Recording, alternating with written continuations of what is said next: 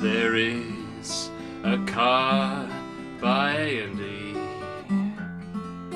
they call the 64,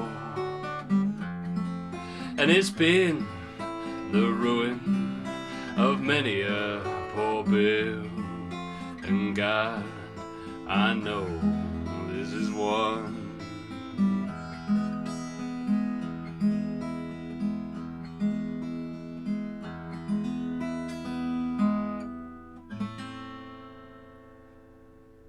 You heard it right. I'm Concept Soup. That was the best goddamn song you ever heard. And this is the Radeon RX 6400 graphics card. Oh dear. The RX 6400. It's got a lot of stick online. Is it as bad as everyone says? You know, we did this quite popular video semi-recently about the 6500 XT and how I thought actually it's not that bad. You know, for the right buyer, it's fine, and there's not much in the price range that can compete, so we thought overall, if you're really on a budget, it's actually fine to pick up a 6500 XT. But what about the 6400? Let's talk about it. So I'm fairly certain these were supposed to be laptop graphics cards, these 6400s, but there was an oversupply for some reason. I don't really know what happened, but either way, they're very low power graphics cards. So one of the benefits is that you can run this without needing any PCIe power. So if you've got one of these sort of Optiplex systems, old office box or whatever, and you want to slot it in, actually it could do a pretty decent job of upgrading an office PC to a very entry-level gaming PC. But for dedicated gaming PCs, is it really that good? I got this one for £127. It's the MSI Aero version. Here it is. Probably one of the nicer looking ones, still a single fan model. With this kind of graphics card, you just really want to get the cheapest one possible. So it's only got 2 display outs, which is not ideal. And that's one of the drawbacks of this kind of cheaper card like this in the 6500 XT. Salvaged laptop parts means that they've only got 2 display outs. One of the main problems with the 6400 and the 6500 XT actually is that they run on PCIe 4, which in of itself isn't that bad. But they've only got 4 lanes of PCIe. So basically it means that that bandwidth is going to be really restricted if you're not on PCIe 4. That said, with such a low performance graphics card, I don't think that's actually going to matter very much. The other problem I have with that is that obviously if you're on PCIe 4, you probably want to get a PCIe 4 CPU, PCIe, for the motherboard, all this stuff with PCIe 4. That's going to push the price up, and you're probably better off just getting the cheaper CPU and motherboard, getting the more expensive graphics card. Overall, you would have a better experience. So they've kind of hobbled themselves here a little bit, but I'm hoping that being on PCIe 3, it's not going to detriment us too much. So yada yada yada yada. What to do next? Well, the only real way to know how good a gaming graphics card is to build it into a gaming PC. So let's go ahead and do that. Let's quickly talk through our parts list, of course. First up, Ryzen 5 4500. So this is one of the really cheap, £75 6-core CPUs. It's actually based on Zen 2. Now this is only PCIe 3.0, so we're not getting that 4.0. But guys, if you're buying a budget graphics card, you're going to want to buy other budget stuff alongside it, surely, right? You're not going to buy an expensive rig and put a cheap graphics card in it. So we're going with the budget to see how it actually works in a system that you and I might actually build if on a budget. We've also got this motherboard. This is the Gigabyte A520MH, so A520 being a fairly basic chipset.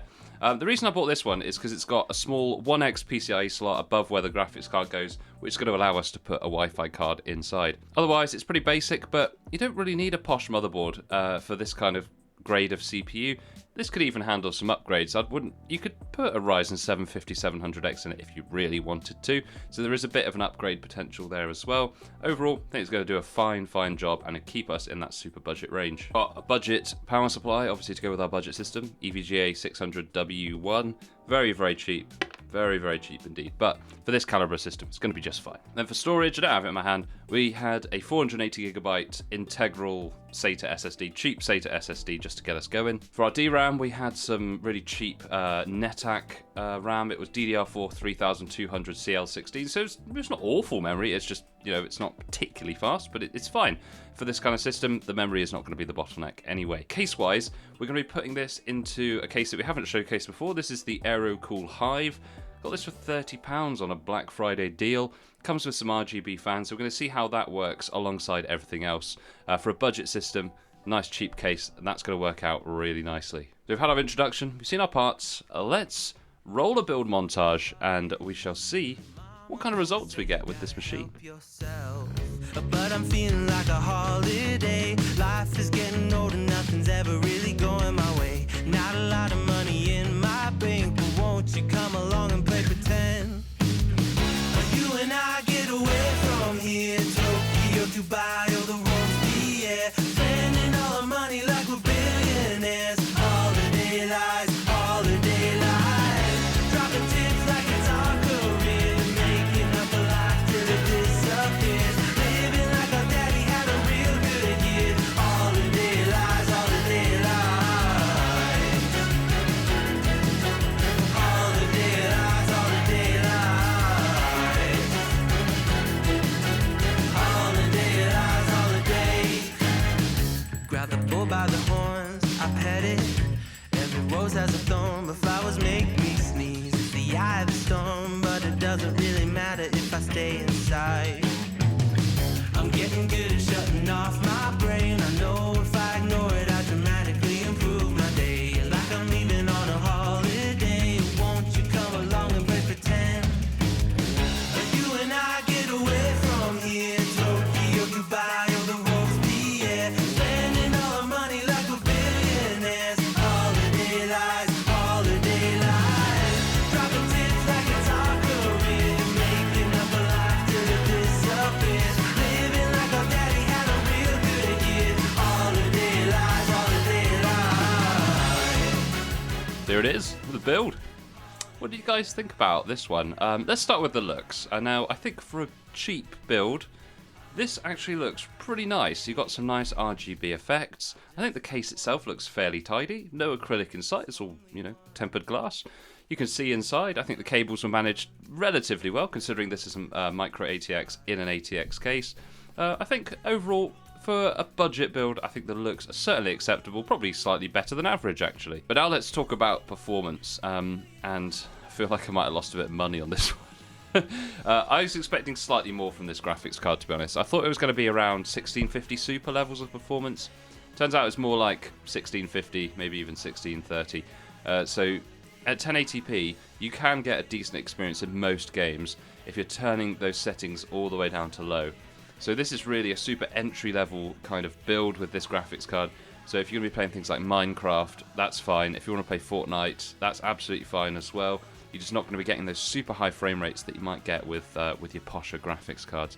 Things like Cyberpunk, these massive games like this, probably a no-go for this graphics card. Even with Fidelity Super Resolution on, wasn't really doing it for me. So I think if you're a big single-player AAA shooter kind of guy, probably not the one you want to go for. If you're a casual sort of Minecraft on the side kind of gamer, that's fine.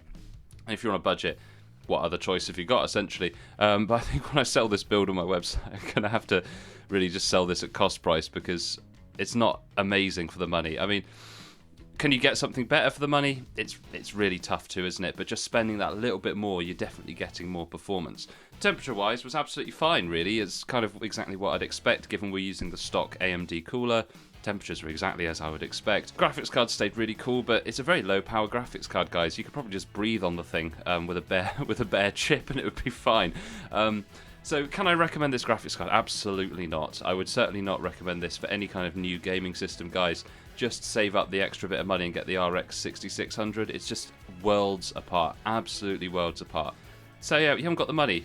Right, fine, who cares? Don't get a case, right? Run it off the top of the motherboard box, just the motherboard bare there. Work a few extra hours at work. Do whatever you can, guys. Get a 6600.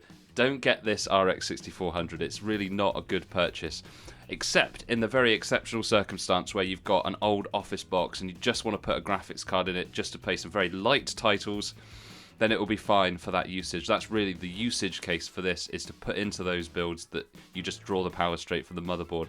But you actual gamers, you guys building new gaming systems, this is a big avoid. Do not get this graphics card. Not specifically this MSI one. Don't get any of the RX 6400s, guys. They're pretty much crap, let's be honest. So there we go, that's my thoughts. I don't often have such negative thoughts. Usually you can find a good use case for everything, but this is one of those ones I just don't think I'll be buying any more of. So with that said, guys, if you enjoyed the video, please leave a comment below. Maybe you want to defend your purchase. Maybe we have a nice discussion about the 6400, its pros, its cons, all that kind of stuff. Subscribe so I can see you again. Like the video. All this stuff helps grow the channel. We're nearly at 1,000 subscribers now. And never, ever, ever forget that this is a box of Senna Constipation Relief.